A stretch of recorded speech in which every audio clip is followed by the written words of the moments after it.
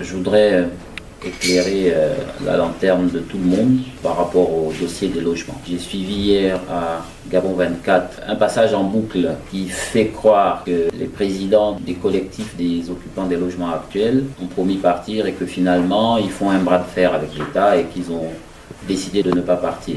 Je voudrais rappeler que Monsieur le vice-premier ministre nous a reçus en séance de travail ou en réunion, c'est selon, le 18 octobre dernier. Et au cours de cette séance, il nous a expliqué l'intérêt et le bien fondé du fait pour nous de partir d'abord et d'être déguerpis ensuite. Il a lui-même, pendant cette même séance, édicté un certain nombre de conditions. Il nous a dit qu'il créerait une commission mixte constituée des occupants actuels, des représentants des occupants tirés au sort, donc des ayants droit comme ils les appellent, et bien sûr de l'administration. Donc une commission tripartite pour traiter au fond la question. Nous sommes sortis de cette réunion plutôt satisfaits de cette annonce parce que nous nous sommes dit, voilà enfin un cadre va être mis en place pour traiter au fond la question du conflit qui semble-t-il nous opposait, nous, aux compatriotes tirés au sort. Et finalement, il n'en est rien. Cette commission n'a pas été mise en place. Au lieu de cela, vous savez, le Gabon était un pays de verre. Au lieu de cela, l'administration seule continue à monter des listes, à distribuer des contrats ou des titres de propriété à des compatriotes. Et malheureusement, ces listes, ces contrats de propriété ne sont pas distribués, pas toujours, aux compatriotes tirés au sort le 16 janvier 2016. Tout cela nous est revenu. Au-delà de nous être revenu, nous avons rencontré quelques-uns des compatriotes qui ont eu ces contrats, qui sont venus dans les cités pour repérer les maisons qui leur ont été attribuées par l'administration. Et discutant avec eux, ils nous ont clairement dit qu'ils ne faisaient pas partie donc des tirés au sort de janvier. Nous savons, nous aussi, qu'ils ne font pas partie de nos listes à nous. Ça veut dire que les cabinets ministériels, que la commission qui travaille, s'est encore arrangé à insérer des gens qui ne font pas partie des ayants droit, qui ne font pas partie des occupants actuels. Donc, je dis, là, on est encore dans des magouilles. C'est dommage d'avoir à le dire, mais ça n'a pas un autre nom. Ça n'a pas un autre nom, on peut le justifier comme on veut. Nous avons des témoignages de compatriotes qui ont été appelés par des membres de l'administration pour dire de constituer rapidement des dossiers pour faire partie de ces personnes à qui ils donneraient des maisons. Nous avons d'autres témoignages de compatriotes, et c'est même plus grave, qui disent avoir payé pour avoir la chance d'être tirés au sort. Nous avons des témoignages de compatriotes qui ont payé en dehors de ce tirage au sort et qui ont été installés dans ces cités par cette même administration. Donc vous comprenez la situation dans laquelle nous sommes. Nous estimons que les promesses que nous avons faites à ce tour de table finalement ne tiennent sur rien. Nous avons finalement été abusés. On ne peut pas nous dire sortez, on va faire la place aux ayants droit et le reste des places aux occupants actuels, et on n'est même pas encore sorti que tout va de travers.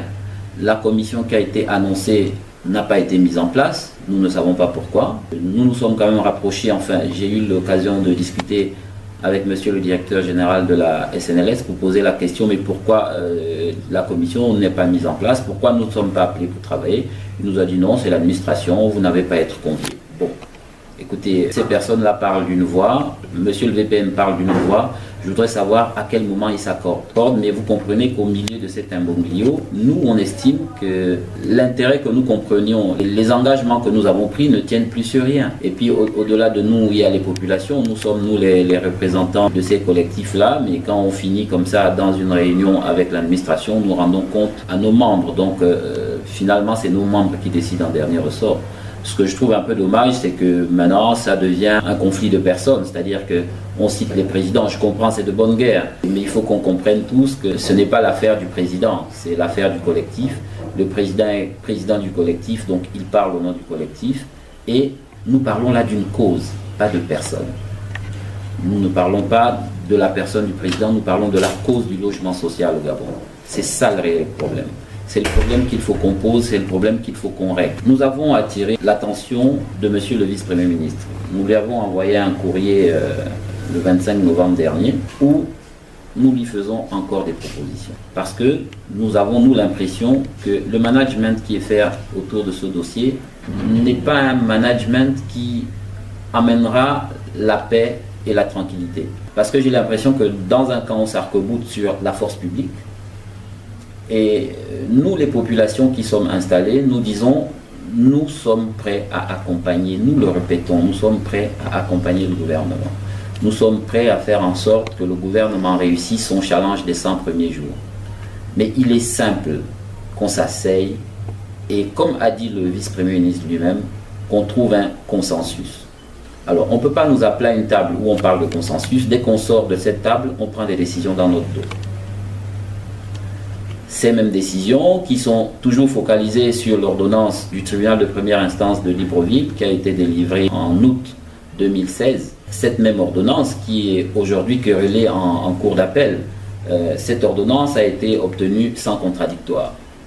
L'huissier qui nous l'a signifié, il est dit qu'il y a des pièces jointes, il est dit qu'il y a des requêtes. Nous n'avons jamais rien vu de toutes ces pièces ni de ces requêtes. Donc c'est une ordonnance vraie, parce que du tribunal, mais nous pensons qu'elle a été obtenue dans des conditions pas tout à fait orthodoxes vis-à-vis du droit.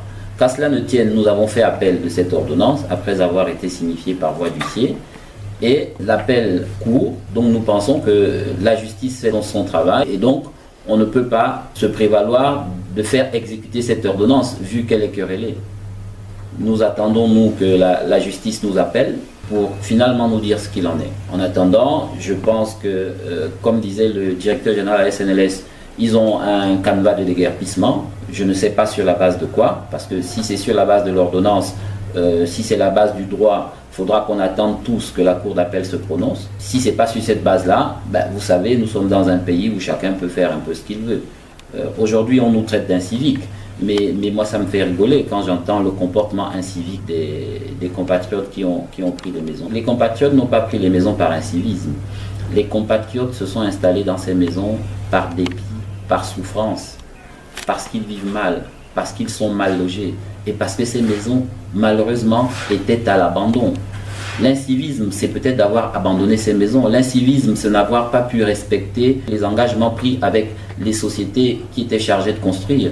L'incivisme, c'est de ne pas bien faire son travail. L'incivisme, à mon sens, c'est pas des Gabonais qui se sont installés, qui se sont organisés, qui sont allés au-devant de l'administration, qui ont fait les dossiers que l'administration a demandés et qui travaillent avec l'administration. Ça, c'est pas incivique. Mais mieux, nous avons dans ces sites contribuer à arrêter les vols. Ils le savent. Nous avons travaillé avec les services de sécurité compétents. Nous avons chaque fois transmis au directeur général de l'habitat, pour ne pas le citer, toutes les démarches de sécurité que nous faisions. Ils ne peuvent pas dire qu'on a été incivique. Nous avons trouvé ces sites sans vie, dans une animus telle que c'était et l'insécurité et le danger pour la zone. Nous avons fait vivre ces sites. C'est pas incivique. Nous avons engagé un certain nombre de dépenses. Aujourd'hui, on peut dire que personne ne nous a dit de débourser, personne ne nous a dit de faire de fausses, mais qu'on ne tienne pas compte de cette dépense, d'accord, mais qu'on nous le reconnaisse quand même. On ne peut pas avoir abandonné une maison, quelqu'un vienne l'occuper pour vous et la faire vivre et la nettoyer, et que vous lui crachiez au visage. Je pense qu'il faut qu'on s'asseye, et c'est ce que nous demandons. Monsieur le vice-premier ministre nous l'avait promis, qu'il y aurait donc cette commission mixte, que nous attendons toujours et que nous appelons de tous nos voeux, que nous appelons le plus tôt possible. Nous pensons d'ailleurs que nous allons, vu qu'ils n'arrivent pas à le faire, nous-mêmes aller au-devant des compatriotes tirés au sort, parce que là aussi il y a eu une instrumentalisation qui ne dit pas son nom. Ces personnes qui ont, pour certains, été appelées, ont monté un comité pour faire l'opposition par rapport au fait que nous on s'était installés. Ils ont beau jeu de l'avoir fait. Nous allons les appeler, nous allons aller les rencontrer, nous voudrons qu'on s'asseye pour qu'ils comprennent que, et eux, et nous, aucun des deux partis n'a intérêt à ce que ça se passe mal. Nous, on n'a pas pris leur maison, contrairement là encore à ce qu'on veut nous faire croire. Les maisons de Bikele, elles sont libres. Nous avons nous-mêmes libéré le site de Bikele. Vous savez que lors des différentes séances de travail que nous avons eues avec les partenaires du ministère de l'Habitat, ils nous ont expliqué qu'à Bikele, la cité Orange, des 148 maisons finies de la cité Orange, était déjà attribuée à des compatriotes qui eux-mêmes d'ailleurs avaient investi. Où ils avaient échoué en envoyant l'armée de Mélène, en envoyant la police militaire. Nous avons fait des assemblées, nous avons fait libérer ces maisons, sans armes, sans armée, sans violence, en parlant. Je pense qu'on peut arriver à la même situation pour ce qui est des sites de Bikele, les autres maisons de Bikele et les sites d'Angondje.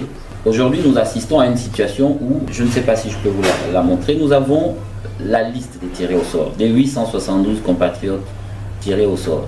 Nous avons la liste de la commission qui a été mise en place et qui a consigné cette liste-là. Aujourd'hui, nous pouvons vous faire la preuve qu'un bon nombre de personnes à qui on donne les titres de propriété ne font pas partie de cette liste. C'est dommage. C'est vraiment dommage. Et nous disons non à cela. Est-ce que le vice-premier ministre est partie prenante? Est-ce que ses collègues ou ses collaborateurs le font sans qu'il en soit informé? Nous disons qu'il y a là de quoi attirer l'attention de tout le monde. Nous disons qu'il faut arrêter ça. Il faut arrêter ça parce que nous, on nous a tiré dessus à boulet rouge, on continue à nous tirer dessus à boulet rouge en disant on a pris des maisons de compatriotes et on prend d'autres compatriotes qui ne sont ni parmi les tirés au sort, ni parmi ceux qu'on dit devoir régulariser, on en met d'autres. Alors de là à penser que ce sont des membres de cabinets ministériels, de là à penser que ce sont des membres de partis politiques, c'est pas loin. C'est pas loin. De là encore à penser que ce sont des personnes qui, ayant payé pour s'installer, n'avaient pas pu l'être au moment où ils ont installé les autres, ils se rattrapent maintenant à essayer de les installer. Ça, c'est pas loin non plus. Alors, ce que nous pouvons prouver, c'est que il y a dans ces listes qu'ils sont en train de monter actuellement des personnes qui ne font ni partie des ayants droit tirés au sort, ni partie des listes des occupants actuels. Nous avons fait une proposition, une autre encore, à monsieur le vice-premier ministre en charge de l'habitat social, où nous lui disons, monsieur le VPM, créez donc cette commission. Ce problème peut se régler en une vingtaine de jours. Vous n'avez pas besoin de 100 jours, vous n'avez pas besoin de police, vous n'avez même pas besoin de presse.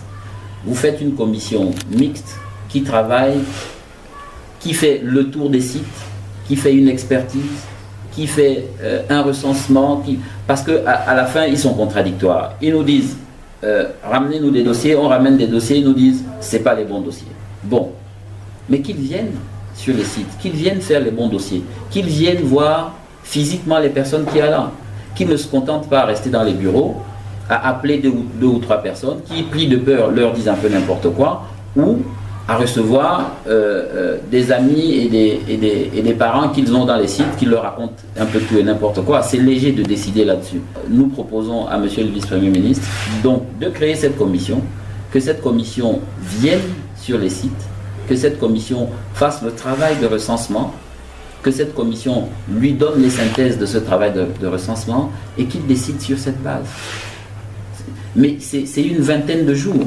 C'est une vingtaine de jours et ils ont là de quoi rattraper le timing qu'ils ont par rapport à leurs 100 jours.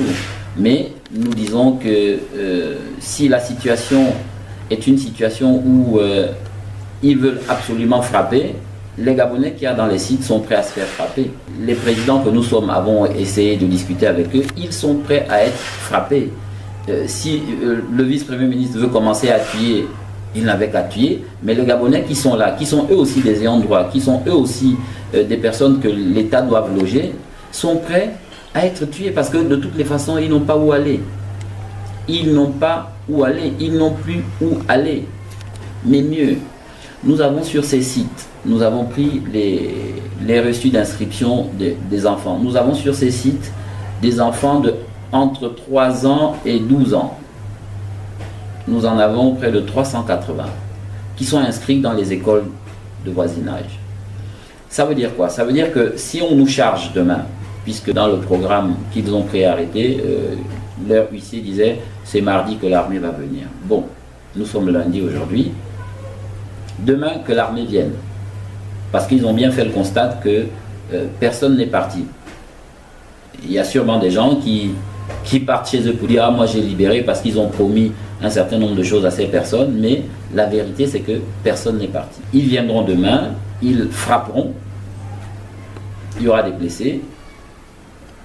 Je souhaite qu'il n'y ait pas de mort, nous souhaitons, mais au-delà de tout ça, ce sera le fait de sacrifier nos enfants. Ce sera le fait de sacrifier nos enfants parce que les enfants que nous avons inscrits, nous avons dit à monsieur le vice-premier ministre, nous lui avons dit à la limite de nous aider à voir avec le ministère de l'Éducation nationale comment faire en sorte que nous on recale ces enfants dans les zones où on pourrait trouver des maisons. Ça n'a pas été fait. Ça n'a pas été fait. Donc, que l'armée vienne demain, l'armée sera sous la responsabilité de monsieur le vice-premier ministre, qu'il déguerpisse par la force, qu'il blesse des gens, j'espère qu'ils ne tueront pas, mais qu'ils blessent des gens, je dis, cela sera à mettre au compte de monsieur le vice-premier ministre. Ce sera à mettre à son compte. Parce que de toutes les façons, à moins de prévoir au stade ou je ne sais pas à quel autre endroit des tentes pour que ces Gabonais la sortent des maisons, il y en a qui n'ont pas où aller. Il faut en tenir compte, je suis désolé. Nous ne sommes pas, à mon sens, dans une situation de droit pur. Ce n'est pas la peine que le gouvernement tire avec une ordonnance, nous on tire du côté de la cour d'appel. Ce problème-là, à notre sens, n'est plus une situation de droit. C'est une situation de politique sociale, de politique du logement, donc de politique. Et les fins politiciens qu'ils sont devraient pouvoir nous appeler, trouver un consensus comme ils l'ont eux-mêmes dit, au lieu d'user de la force sur des Gabonais, des familles. De toutes les façons, nous avons tenu informé de l'appel, de la déclaration d'appel, nous avons tenu informé le commandement en chef des forces de police, le ministère de l'Intérieur et très bientôt toutes les autres parties prenantes, le ministère de la Justice, celui de la Défense, de ce que l'ordonnance qui est citée par le ministère de l'Habitat est querellée en appel et que donc nous attendons. Ça c'est une chose. L'autre chose, c'est que nous trouvons assez dangereux le jeu dans lequel, la partie dans laquelle le gouvernement joue. Le gouvernement est en train de vouloir mettre des compatriotes les uns en face des autres et créer une animosité. Ils ne peuvent pas, sans avoir réglé la question, donner des maisons à des compatriotes, attribuer des maisons, sachant qu'il y a des gens dans ces maisons. Ce à quoi ils veulent arriver, c'est quoi? C'est que ces compatriotes à qui ils donnent des titres de propriété viennent eux-mêmes faire la loi ou viennent au-devant des compatriotes, qui ait des bagarres entre les compatriotes ou qui ait un problème entre les compatriotes. Moi, je trouve cela dangereux. Je trouve cela dangereux parce que je pense que le gouvernement devrait d'abord régler le problème et après aller à la distribution quand tout sera arrêté, tout sera réglé, que les cités seront libérées, aller à la distribution des titres de propriété. Je trouve vraiment dangereux parce que j'étais sur le plateau de Canal 7 il y a quelques jours avec les directeurs de l'habitat, les directeurs de la directeur général de la SNI et le directeur général de la SNLS, où un compatriote a appelé pour dire oui, mais moi j'ai commencé à être prélevé par ma banque pour les maisons de Bikele depuis 2 mois. Et donc moi je ne suis pas dans cette maison, qu'est-ce que je dois faire? Est-ce que moi-même je dois aller faire la police? Est-ce que vraiment je trouve pas très orthodoxe.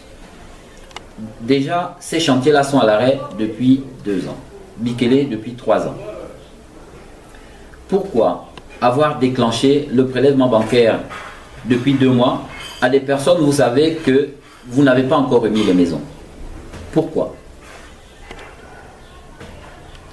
Pourquoi il y a un litige sur ces maisons, vous attribuez ces mêmes maisons à des personnes, vous les prélevez et vous ne les avez pas encore installées? Pourquoi?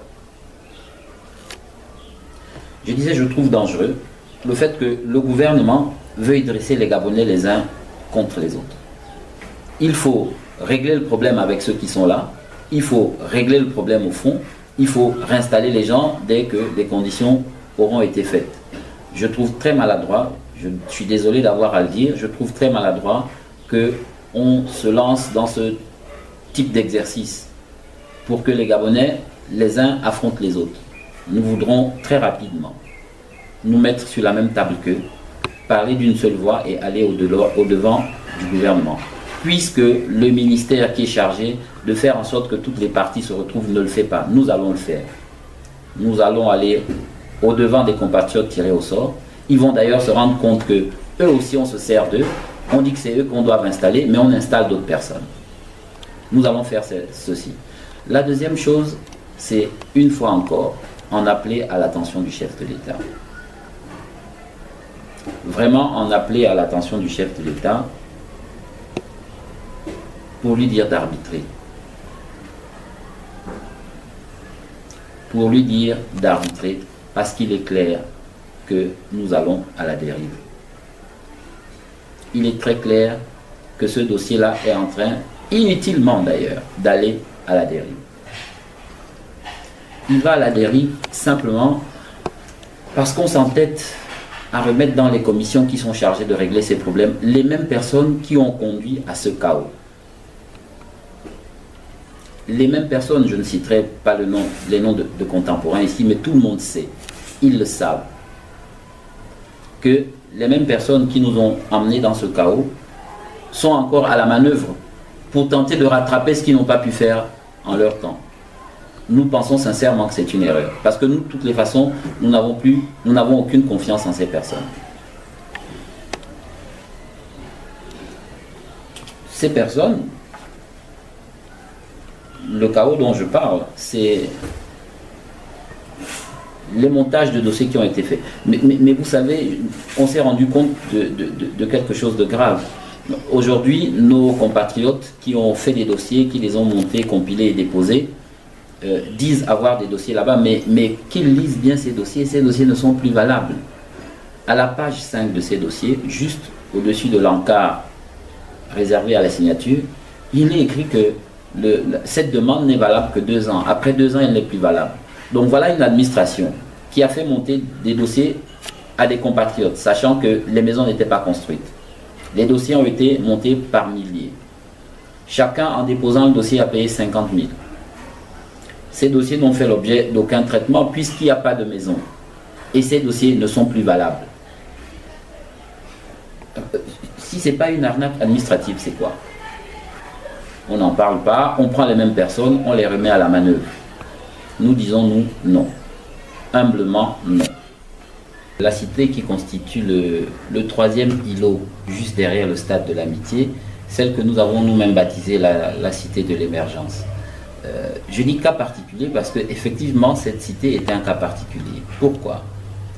Parce que la cité de l'émergence, qui est de 206 maisons, dont 4 ne sont pas habitables parce que d'un degré d'inachèvement assez avancé, donc ces 202 maisons n'avaient pas encore été livrées à l'ANGTI, donc à l'État gabonais.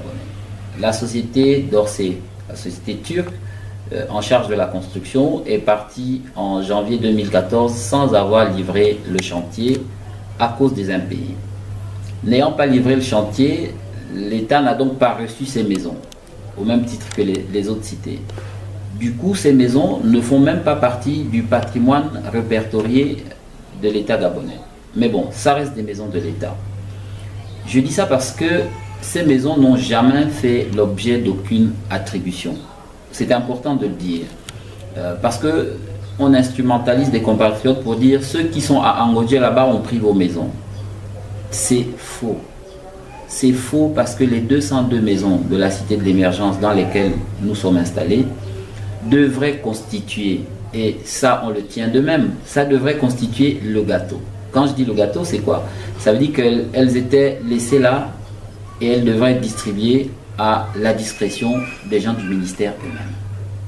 Nous sommes donc venus là prendre le sucre de quelqu'un dans la bouche. Je comprends que ça énerve, mais nous y sommes installés. Donc qu'on arrête d'instrumentaliser des compatriotes disant qu'on a pris leur maison. Les maisons de la cité de l'émergence dans lesquelles nous sommes présentement n'ont jamais été attribuées à des compatriotes. Pour une raison simple, l'État gabonais n'a jamais réceptionné le chantier.